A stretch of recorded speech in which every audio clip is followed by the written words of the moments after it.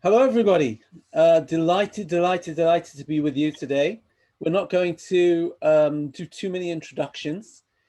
We are here today. This is the sixth of our Shiurim. We've got one more week after this week, and we're going to talk about Rabbi Sacks's book, The Great Partnership.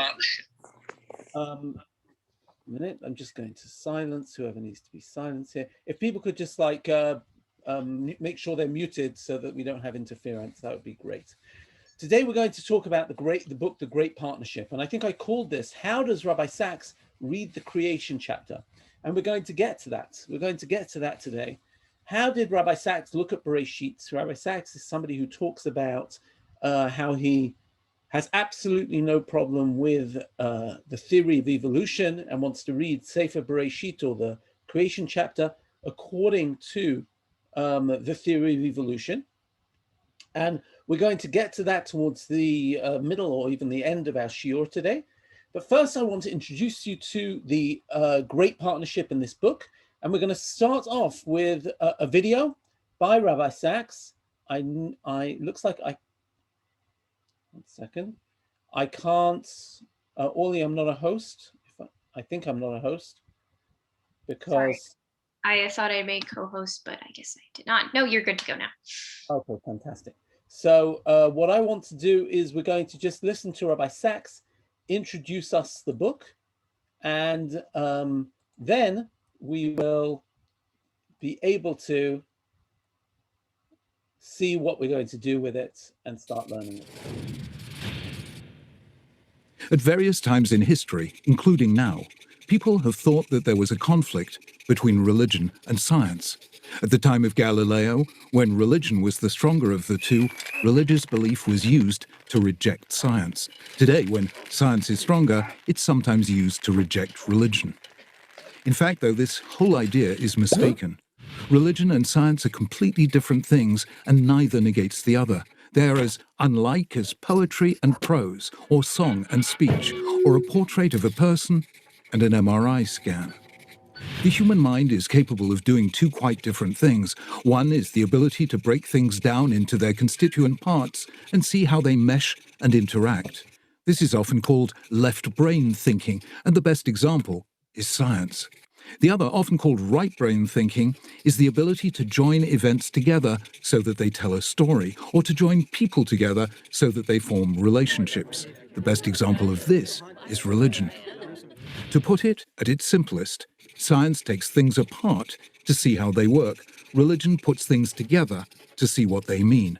And we need them both, the way we need the two hemispheres of the brain. Science is about explanation. Religion is about interpretation.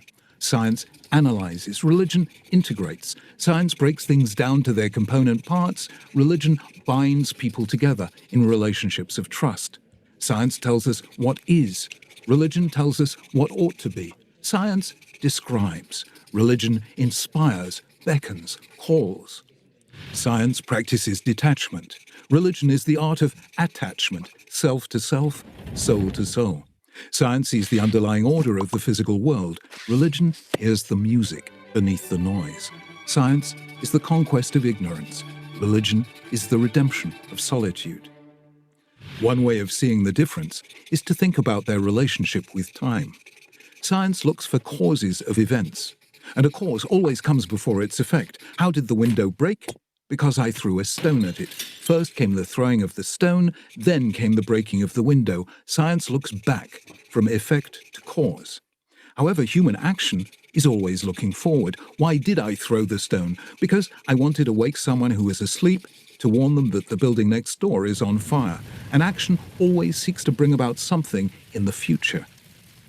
And that's where religion comes in, as our deepest guide to the future, the promised land, the messianic age, the vision of the prophets we travel toward, when we work for a world in which people finally recognize the image of God in the people not like them, and so bring an end to violence and war.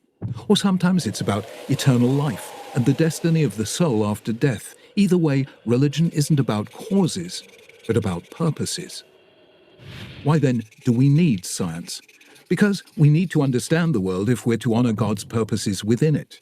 We need to understand disease if we're to cure it. We need to understand the causes of poverty if we're to alleviate it.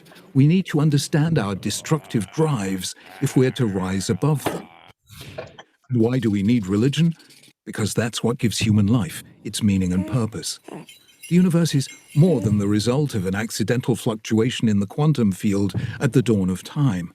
Human life is more than the unintended consequence of random genetic mutations blindly sifted by natural selection. Just as there's something within us that's beyond the purely physical, so there's something within the universe, we call it the divine presence, that's beyond the merely material.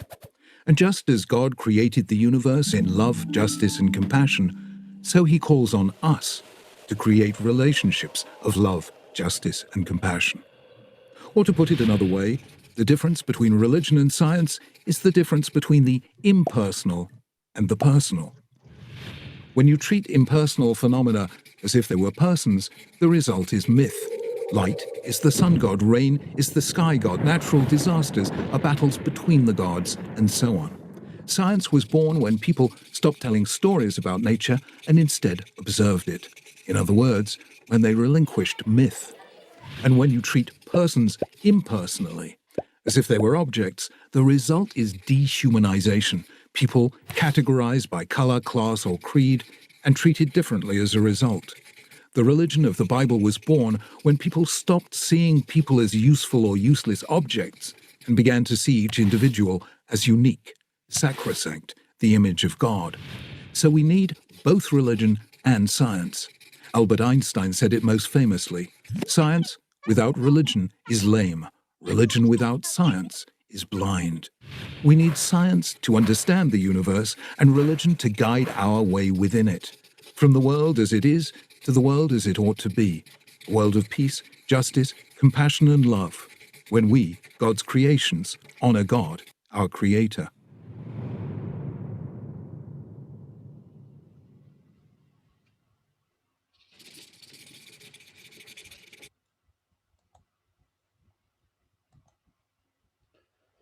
Okay, so you just got the theory of the book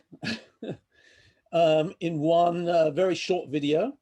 And now you understand that this is a book about science and religion, and about how, in fact, according to Rabbi Sachs, science and religion do not need to be enemies. Science and religion can go hand in hand. And that is really what he's talking about in the book. But we just got a very, very nice, how should I say it? A nice, calm understanding of the book. I think there is something much deeper or much more. I mean, Rabbi Sachs didn't need to spend however long he spent writing this book. How big is it? Hold on. A 300-page book with hundreds of footnotes in order to tell us that point. There is clearly something irking Rabbi Sachs, which makes him decide to write an entire book about this. And that's really what I want to address with you today. And if you take a look at the sheets, which I think are going to be shared in the chat in case you don't have them, I want you to read with me what I think is really irking Rabbi Sachs. By the way, you have that video, you have the URL of it, that's at the top of the sheet.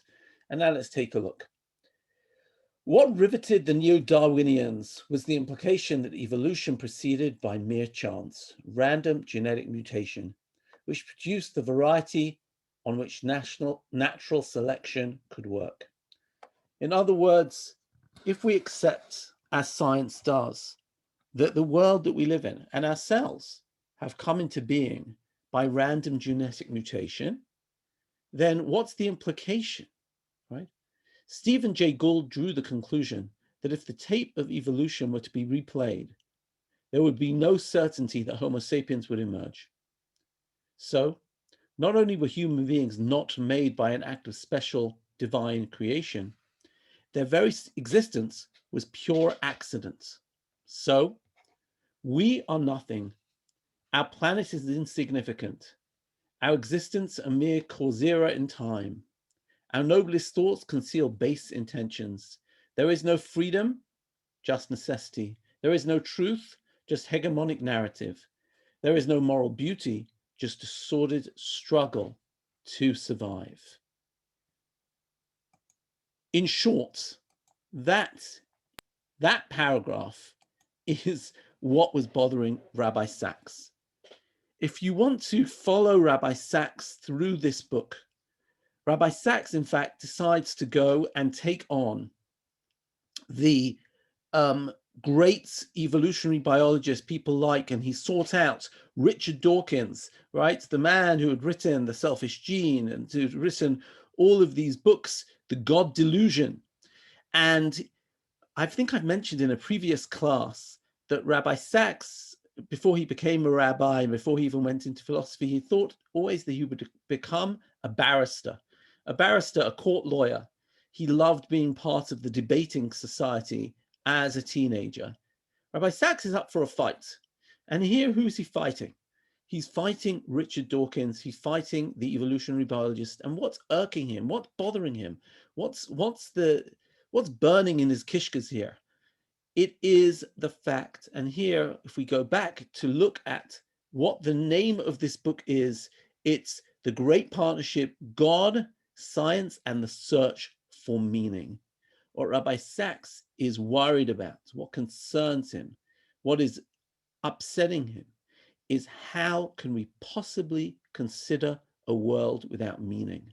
Because if we go back to our sheet, if we say that we are a pure accident, right, then we're just a cause in time. We're just an accident of a sort of genetic mutation. We're not free. We're a cause of just forces which have created our being here with survival of the fittest. There's no truth. The stories we tell are just there to sort of like make us feel good about ourselves. There's no moral beauty. There's a sordid struggle to survive. Then really, what is going to happen to humankind? And in a minute, we're going to talk about where Rabbi Sachs is concerned that humankind is going to be. I'll just, we're going to come back to the central theory of the book, but let me just add, because there's one paragraph I couldn't resist putting in here. He says, there's something surpassingly odd about this. During the entire period that this drama of disillusionment was being enacted, he's talking about in the Age of Reason, human powers of understanding, explanation, control were expanding beyond all previous imaginations and at ever faster rate. How is it that the human achievements the higher human achievements become, the lower the human self-image sinks? And this is what he's really worrying about, that the human self-image is sinking, that we're thinking lower and lower about ourselves. And therefore, at the core of this is going to be an argument between two different ways of looking at the universe. One way says that we're here by genetic mutation and there's no real meaning in our lives. There's no reason why we're here. And in the meantime, we might as well just have fun. We might as well do whatever we feel like. No one should be able to tell us what to do. And if you go online and you look at a BBC debate between Rabbi Sachs and Richard Dawkins, where Richard Dawkins, by the way, puts forward a very good case as a scientist.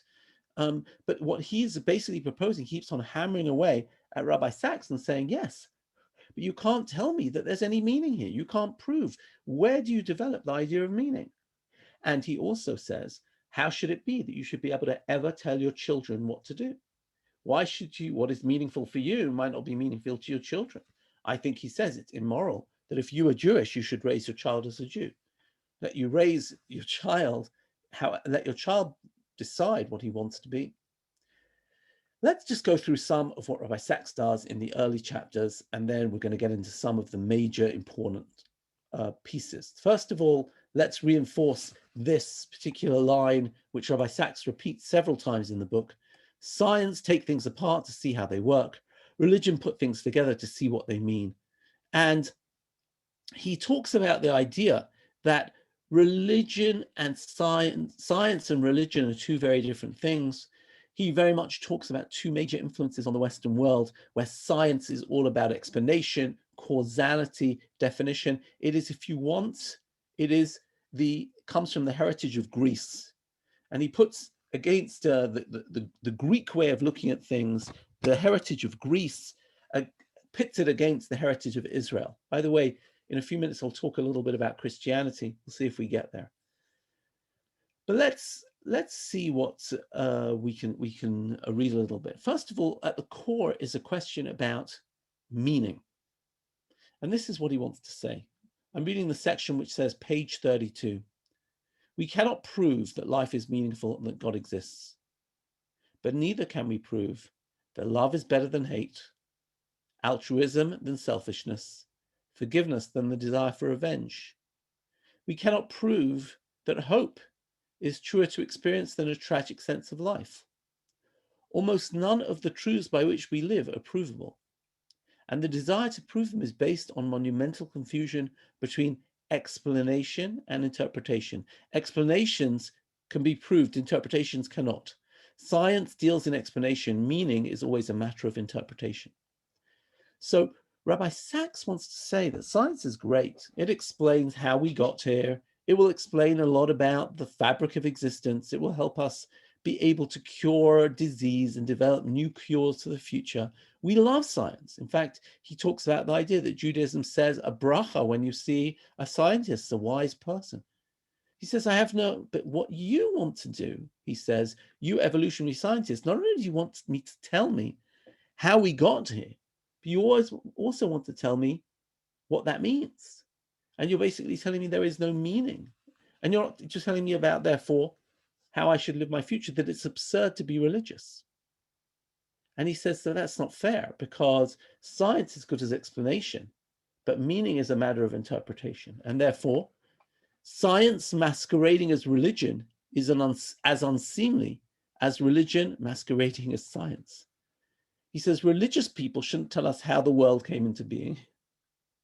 Religious people shouldn't say, go to a Rebbe, don't go to a doctor.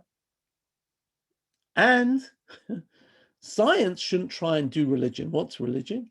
It's about meaning. I will have respect as a religious person for science, and science should have respect for me. One of the things that he talks about is that scientists will make fun of him and say, how can it be that you have, you're just, and by the way, he's going to put up several figures, Spinoza, Marx, Freud, and others, and really, get into them and explain why he has a real issue with them. But let me just share here what he says. I never understood why it be considered more courageous to despair than to hope. Freud said that religious faith was the comforting illusion that there is no father figure. In other words, we've got issues with our father, and therefore we're looking for a father figure. A religious believer might say that atheism is the comforting illusion that there's no father figure, that we can do what we like and get away with it, an adolescent's dream. Why should one be considered escapist and not the other? Why should God's call to responsibility be considered an easy option? Why should the belief held by some on the basis of scientific determinism that we have no free will and therefore no moral responsibility not be considered the greatest escapism of them all? And therefore, Rabbi Sachs, and I'm going to give you the contents of the book in a minute and explain how the book argues. But basically, let me just go through two more sound bites of Rabbi Sachs and then see where we're going to explain the basic theory of the book. Number one, finding God. How do you find God? Again, what does he say? Faith is about seeing the miraculous in the everyday, not about waiting every day for the miraculous. Beautiful line.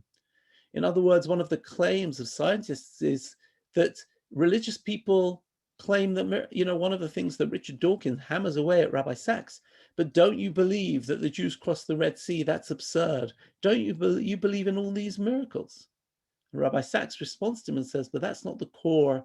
That's true. I do believe in those things, he says, but that's not the point. The point is about me seeing the miraculous in the everyday, not in waiting every day for miracles. Or, as he says here, they're going to say, well, if there's meaning in the world, where is it? Why isn't it so evident? And he says, meaning is made, it's not discovered. That's what religion for the most part is, the constant making and remaking of meaning. So what's really behind this book is not this very, very calm video that we just watched, where Rabbi Sachs talks about the fact that science is about detachment and religion is about attachment. Science is about order, and religion is about the music in the natural order. That's all true.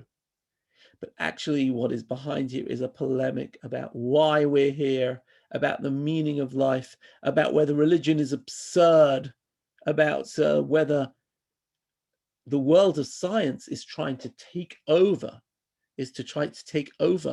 the world that we live in. And in fact, trying to claim that it is the inheritor and it is the guide to meaning. And therefore, let's take a look very quickly at the table of contents of this book, and then we'll try and get into a few details, and then we'll see where we go. So the first is going to be about God and the search for meaning. He talks about the meaning-seeking animal, that human beings have always been oops, sorry, that was a mistake. That human beings have always been looking for meaning in two minds, right? In two minds is indeed this idea that there are lots of ways to see the world through different eyes. In other words, in two minds, he talks about that there is a Greek way of looking at the world and a Jewish way of looking at the world. There is a male way of looking at the world and a female way of looking at the world. There is an Eastern way of looking at the world and a Western way of looking at the world. He has lovely, and he says, why do you think there's only one way to look at this world? Really, really fabulous. In Diverging Paths, again, he goes back to Judaism versus Greece. And it's fact in here that he actually talks about the Christianity. I said I would mention Christianity. And I was actually quite surprised at this in this book, where he says that, because one of the things that he's arguing with a lot of scientists and a lot of evolutionary biologists. And he says, one of your problems is that you've grown up in Christianity. And he said Christianity drew from Judaism, but it also drew from Greece. And he says, in fact, Christianity took too much from Greece. Really interesting. And therefore, he actually has a critique of Christianity. I'll just give you a few examples. Number one, the idea that Judaism has particular and universal, but Christianity took the idea, like science, that everything is universal. In other words, Christianity has this concept that we have a universal way of looking at the world, and that everything should be universal, and therefore there's only one truth, and therefore you have to proselytize anyone.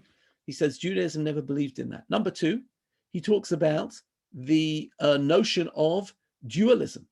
Dualism is an idea that essentially a pagan idea of there being good and evil, and the good is pitted against evil. So now he says you have heaven and hell, you have God versus the devil, you have all sorts of opposites. In fact, the opposite of, if you want, sin, the flesh is sin versus spirit. He said Judaism never had such a stark dichotomy of heaven and hell, this world and the afterlife, the flesh and the spirit. And he said in this regard, Christianity took the dualism of Greece. Third, he spoke about the fall, the idea that human beings are in some way evil, right? And he said they're fallen and they need this sense of redemption. It's very stark in Christianity, and he says it comes from a mythological idea.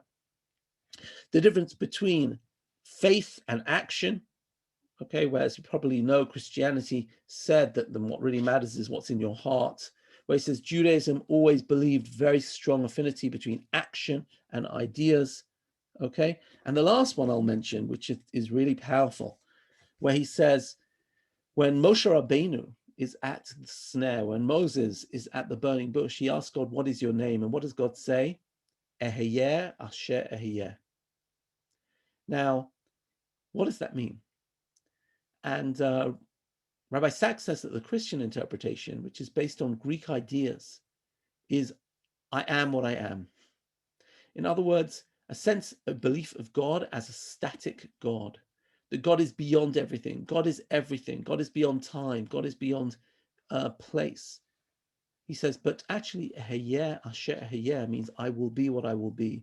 It's God in the future tense.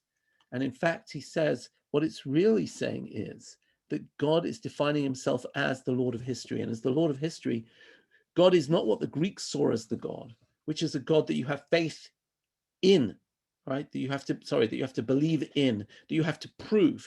He said in Judaism, God is part of the narrative. We don't prove God, we interact with God. And in that regard, God is changing all the time. He is with us in Egypt, and he is with us in Galut, and he is the God who heals, and he is the God who is present. And therefore here we see a very stark difference between the way Christians look at the world, which he says is part of the problem of these evolutionary biologists, that they've grown up with a Christian conception of God rather than a Jewish one. Really, really fascinating definition. Maybe I'll just say one last thing about Greece and Judaism in this regard, which I found absolutely fantastic. You probably know the theory of the story, the myth of Prometheus, who stole fire from God, right? You all know that. He stole fire from Zeus. And he says that this is one of the foundational stories in the Greek mythology, that we try to steal from God, steal from Zeus fire. And of course, he was punished for the rest of his life. A living hell he had, where his liver was eaten every single day. He said, well, here's the interesting thing about Judaism. We do a ceremony every single week. It's the first thing we do in the week, and it's called Havdalah. We light fire. And why? And what's the story behind Havdalah? The story is that man sinned, and man was going to be exiled from the Garden of Eden. And man was very, very afraid. And God saw that man was afraid. So what did God do? He showed man how to have fire, how to create fire. And we commemorate God giving man the power of fire every single week. What does he say here? In the Greek world, right, the gods don't want man to have knowledge, right? The gods are against, whereas in the Jewish version, God says, here, I believe you should have all the knowledge in the world, right? I want to help you, right? Completely different conception of God than in the Greek system. Let's go back to our sheets and just follow the theory of the book. And then, hold on, share screen. Here we go. All right, basically, so he basically talks about the idea that he sets up this dichotomy and says essentially that Judaism, all this first section is all about the fact that Greece has its place, Judaism has a different thing. Basically, he almost very beautifully says that Judaism doesn't try and prove God in the laboratory. That's what we call the God of Aristotle. But we have the God of Abraham, and the God of Abraham is the God who encounters us and we encounter him. And that is what mitzvah is all about. And that is why the Torah actually isn't a philosophical treatise, but in fact, it tells stories. And stories is where we make mistakes and God guides us, and it's meeting God in the real world. Number two, why does it matter?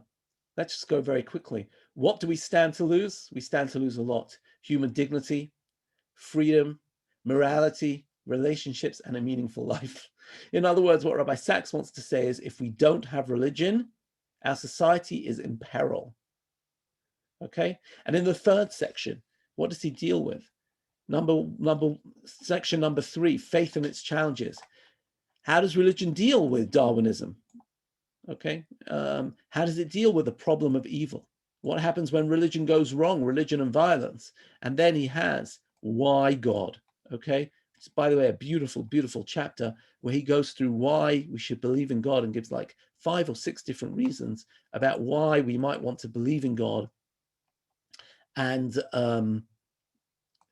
that will explain. The appendix, by the way, is fascinating. He has a whole 20 pages or 30 pages of sources to explain how you can resolve Sefer Bereshit, or the story of creation in Bereshit, with evolution. Okay, so let's quickly see where we're going to go with this. You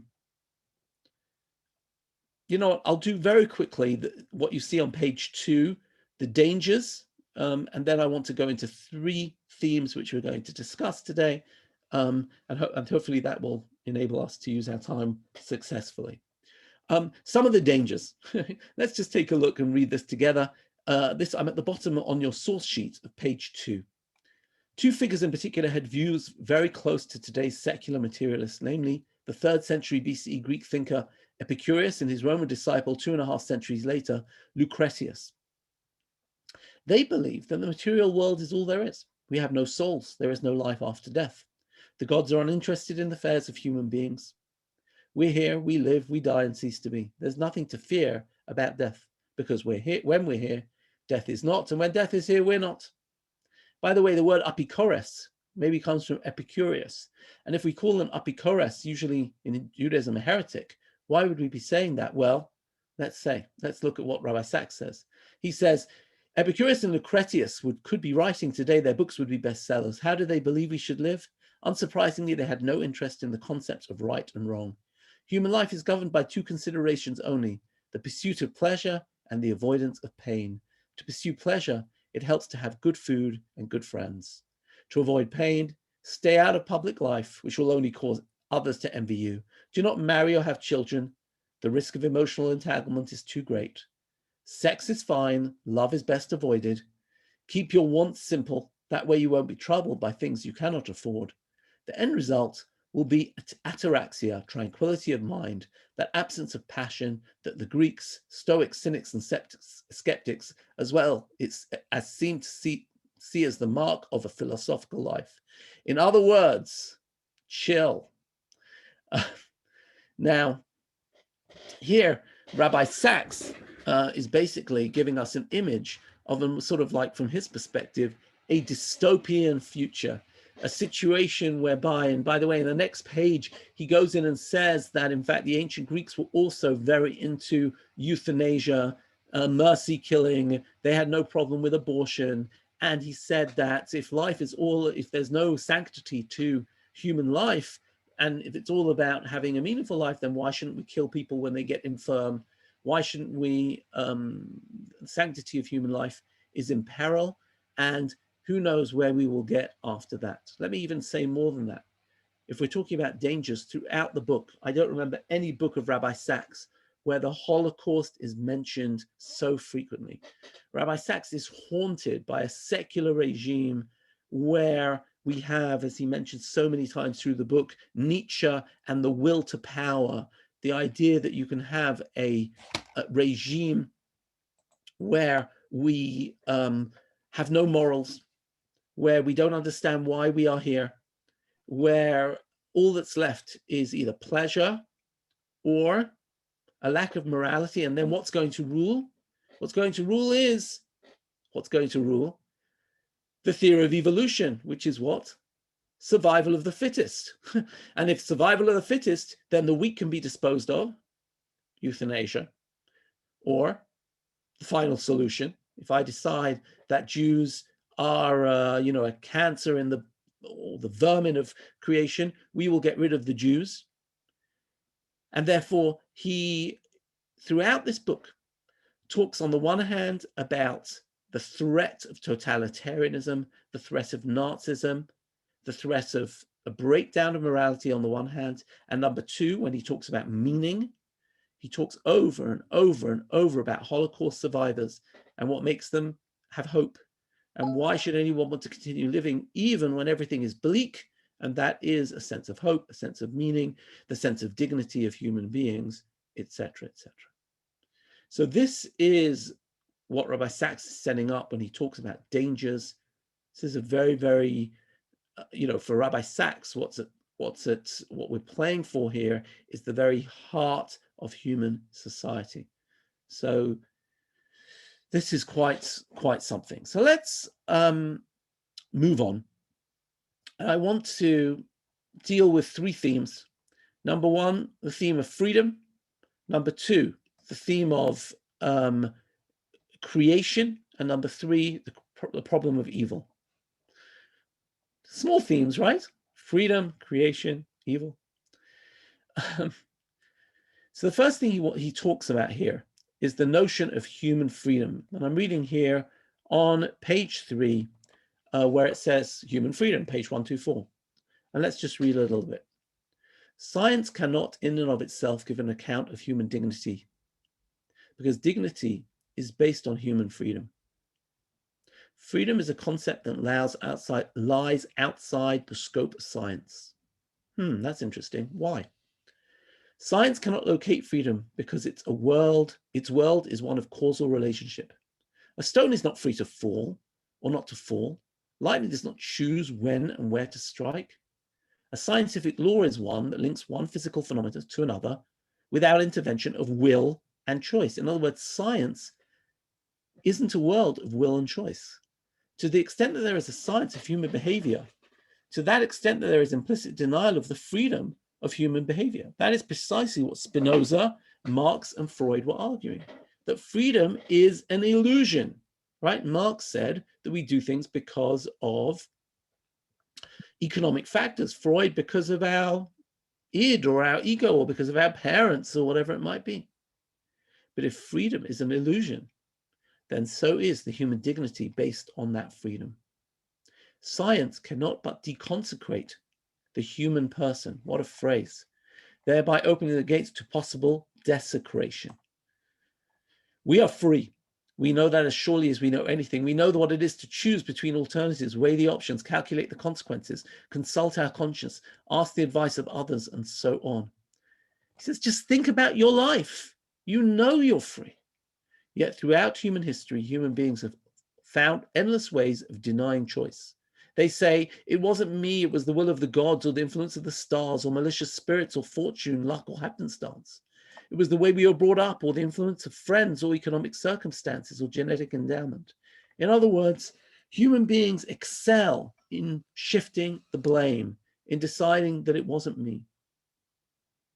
And now he says, let's go back to Tanakh. Denial of freedom goes back all the way to the first couple in the Garden of Eden, confronted with their sin. Adam blamed Eve, and Eve blamed the serpents. Our excuses become more sophisticated over time, but they remain just that. The problem of free will has existed for close to 25 centuries. Plato discussed it, so does Aristotle. Paul spoke about it with great feeling in the Epistle to the Romans. One of the earliest statements occurs in the 4th chapter of Genesis. God sensed that Cain is angry and is about to commit a great crime, and he warns him, telling him that he is in the grip of strong emotion and he can control it. Then the Lord said to Cain, why are you angry? Why is your face downcast? If you do what is right, will you not be accepted? But if you do not do what is right, sin is crouching at your door. It desires to have you, but you must master it. In other words, the issue that he basically says is that science is a world of causality, and causality will then take away the notion and the consciousness that we are free. I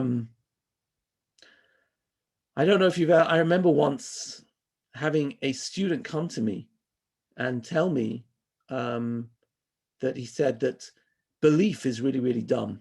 And he had read these books by the evolutionary biologist, and he told me that belief is really, really stupid, because all it is certain enzymes in your body and certain causes and certain fears, and any rational person would never believe.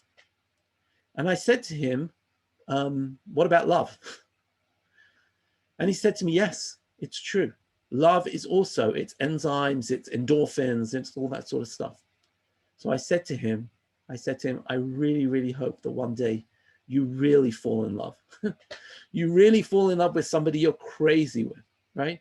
You fall in love head over heels, right? And I hope you get married to that person and you really form a life bond with that person. And I hope all your endorphins are kicking in and all your enzymes and everything else. And I hope it's as real as it can be. It will be as real as faith can be. In other words, just because there are causes doesn't mean it's not real. That's the way we're wired. Rabbi Sachs says that if you believe that we are all products of, be it psychological factors or be it evolutionary factors, then you won't see yourselves as free. But there's nothing more human than being free. And human, what do we rail against? People incarcerating other people. So freedom is at the core of human dignity, and that's one of Rabbi Sachs's really important themes here in the book. And I would even say more than that, of Rabbi Sacks's thought in general. Let's talk a little bit about then how Rabbi Sacks deals with Sefer Bereshit, or particularly the creation chapter or chapters. And I think this is quite an important one because I hear people frequently in Orthodox circles really not dealing with this particularly well. And here I would say that Rabbi Sacks is not alone. Many modern Mefarshim share Rabbi Sacks's approach, and Rabbi Sacks wasn't the first. In fact, when I go to this approach, which is an approach I share with Rabbi Sacks, before I even read it in Rabbi Sacks, I had read it in Rav Kook. And I'd like to spend a couple of minutes talking about how we deal with creation, because the claim, of course, is, and this has become even a political issue in the United States, where we have creationists who don't want people to teach evolution in school because it goes against the Bible. And is this really true? Even before Rav Kook, you know, 7 centuries before Rav Kook, 8 centuries, was the Rambam. And the Rambam was very interesting. The Rambam said that he doesn't believe that Torah can go against science. I'll give you an example. He said, we've proven by science that, by logic, that God cannot have a body. And therefore it's absurd for God to have a body. He says, but the Torah says that God has a body. Torah talks about God's feet and God's hands and God's heart, God's back, God's front. He said, and therefore what do we do with that? We reinterpret the phrases. He said, if I was convinced that the world, there had never been a creation, if I was convinced that there had never been a creation, I would reinterpret Bereshit. That's quite a statement. In other words, science and religion go hand in hand. Now, we know there was a creation. Stephen Hawking, right, is the one who proved that the world is expanding from a single point, but he says that the world is something like 14 to 15 billion years old. So how do we deal with that? So I want to try and explain how we deal with that.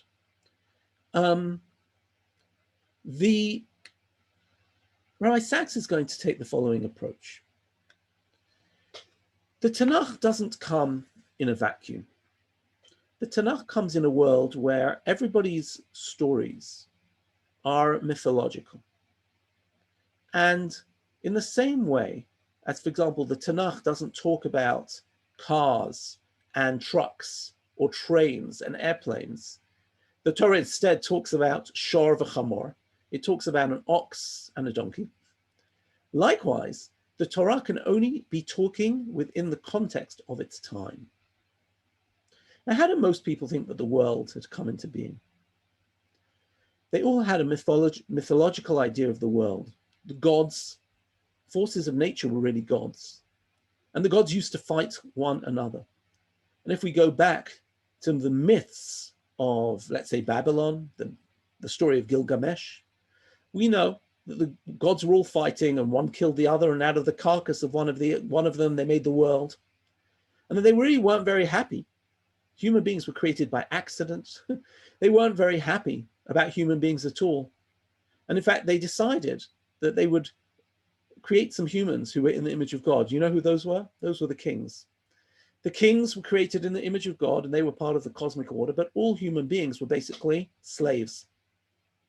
I'd even say more than that. In the world of mythology, the gods are, how should I call it, in the image of man. They fight, they compete, they kill each other, they have sex, they have children, they backstab each other. You can't trust them. They're very, very irrational, and they're very whimsical. Okay, so now, what's our Torah about?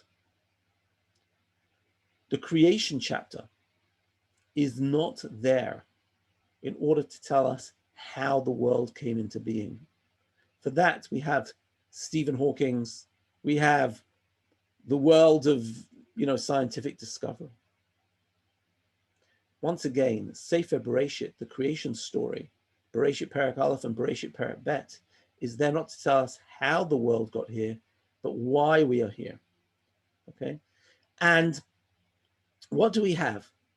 So let's talk a little bit about Bereshit. First of all, Bereshit, and by the way, you will find some of what I'm going to be sharing with you on the sheet on page 4 Sorry,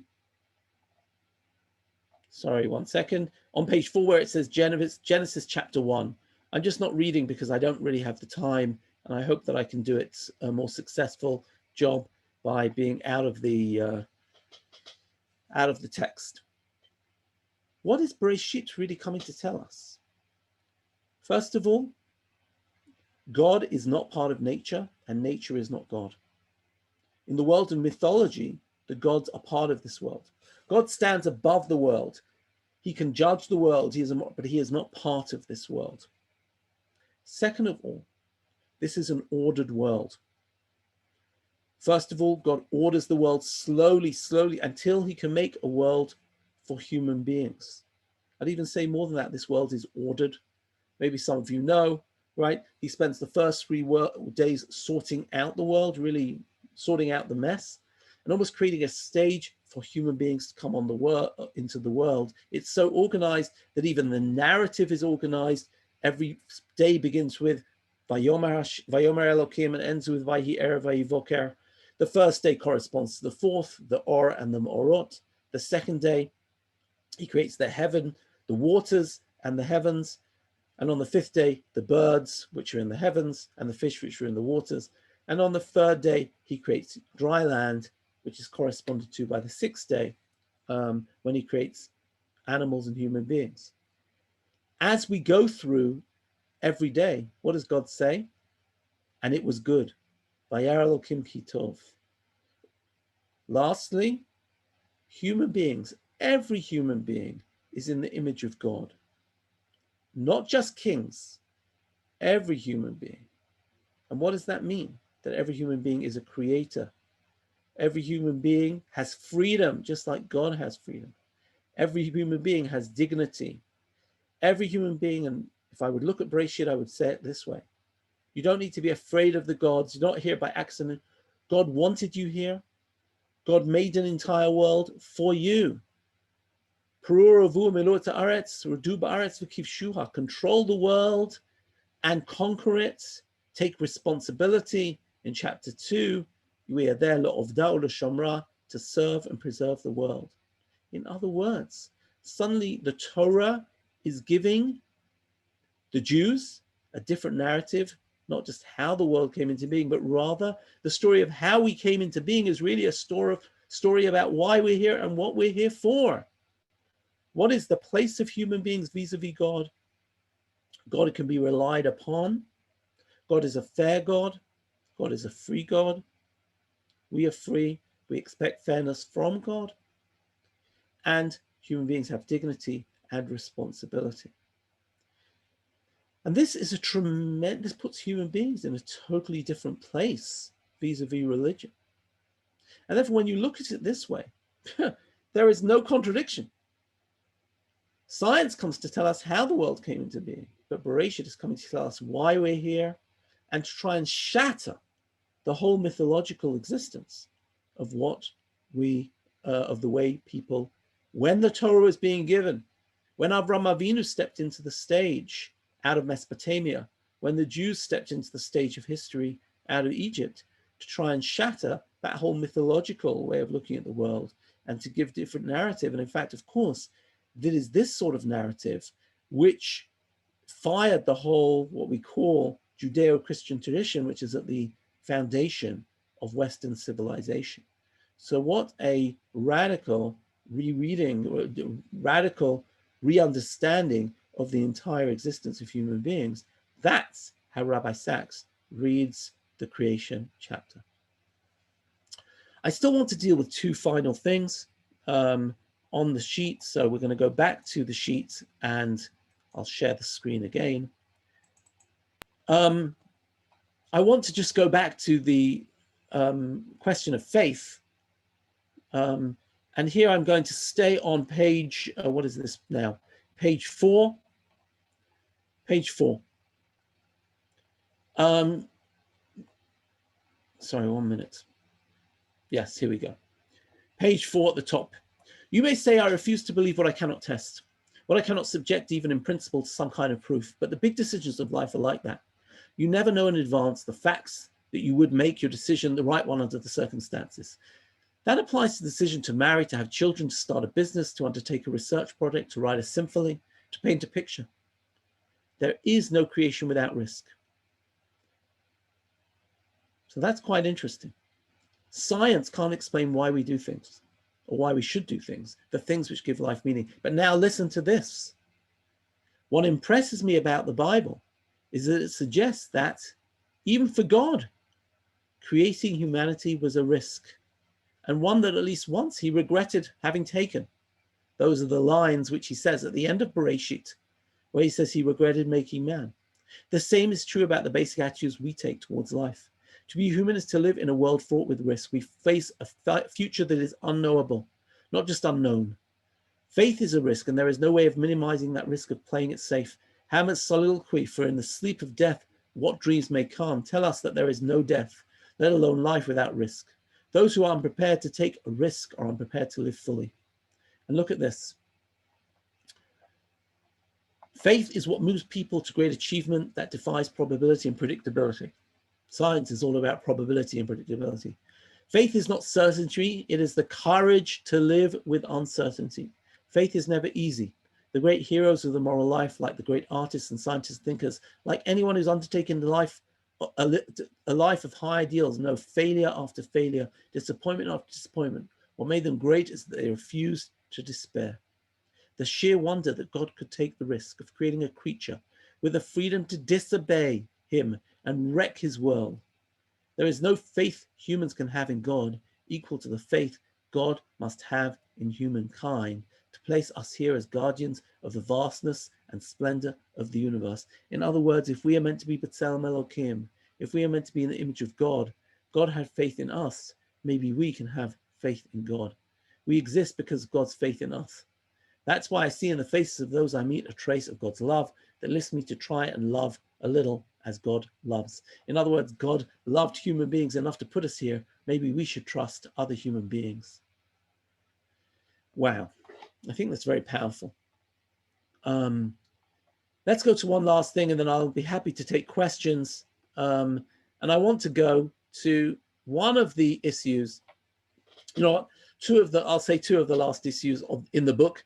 One of them is, of course, going to be Darwinism. And I will say that in looking at Darwinism, Rabbi Sachs actually talks about the idea that there's nothing wrong with Darwinism. And in fact, Darwinism is indeed how we got here. By the way, let me just say that I mentioned Rav Kook before. Rav Kook, when he talks about Bereshit, he says, notice when the human story really begins. He says, you're going to tell me that the scientists say that we came from apes, we came from, Neanderthals, we're not human. He says, but Rav Kook says, yes, but look where Bereshit begins. Bereshit begins with, Al-Kain Ya'azov Ish Taviv V'Davak B'Ishto V'Ayula Basar Echad. We're not herds of animals. It begins when a man leaves their parents to go and create the nuclear family. That's number one. And number two, what do we start off in chapter 2? When man can take instruction and is expected to have moral responsibility. In other words, where does the story of humans begin? When we're capable of moral responsibility and when we begin the family. That's the beginning of human living. However we got here, whether we got here through evolution, however we got here, says Rav Kook, we're not interested in the Torah is not interested in the backstory because the Torah is interested in morality, that story, not the story of how we got here. Rabbi Sachs, by the way, talks about all sorts of things which he's happy to about Darwinism, about evolution. And in fact, he says, isn't it amazing that God created a world that could create itself? He says, that's how God wants to create. God doesn't have to be involved in everything. God gives the world responsibility that the world will evolve, that the world will create itself, right? And that's one of the things that he says is just remarkable.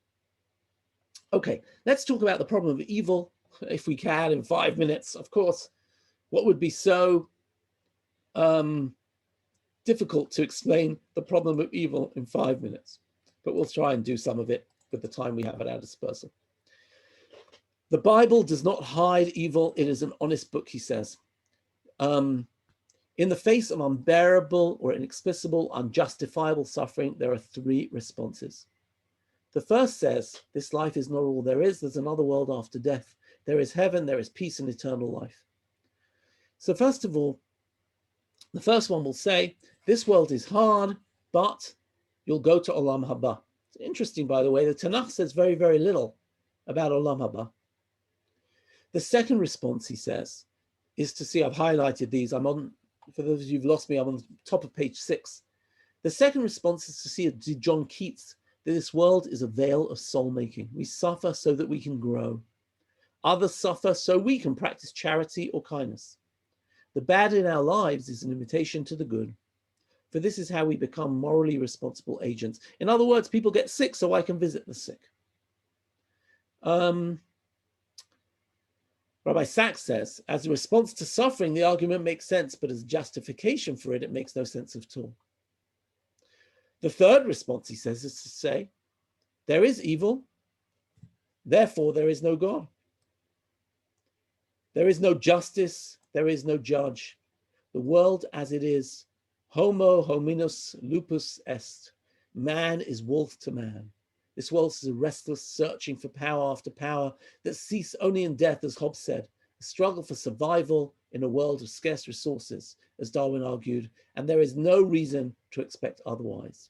Life is absurd, human beings are cruel. Epicurus was right, pursue pleasure, avoid pain. Rabbi Sachs says, I personally cannot accept such a world, though many can and do. A world in which there is no God is one in which there are no limits to hubris, no principal constraints to the will to power. In a godless world, some no doubt will choose the way of Epicurus and live quietly amongst friends, but not all, and there's the rub. If there is no judge, there is no reason to expect justice. If there is no God, there is no transcendental thou shalt not. These were not theoretical oppositions. In Nazi Germany, the Soviet Union, and Communist China, they were put into practice and tens of millions died. Now, by the way, the Rabbi Sachs doesn't say that religion can't be responsible for violence. He knows that. But basically, where's Rabbi Sachs going to end here? He says, so what should I do with evil? The first thing he says is, right, we have to cry. He talks about crying. We have to cry out. We have to call evil. He says, by the way, here at the top of page 7, theodicy, the attempt to vindicate God's justice in a world of evil, is compelling evidence that in the translation of Abrahamic spirituality into the language of Plato and Aristotle, something is lost. What is lost is the cry. He says, Plato and Aristotle tried to explain God. They didn't cry. All the prophets cry. Number 2, he says, I'll say it very quickly. Abraham was taught by God. God taught him the idea of tzedakah or mishpat. And Abraham turns that on God and says, how can you not do justice, God, with Sodom?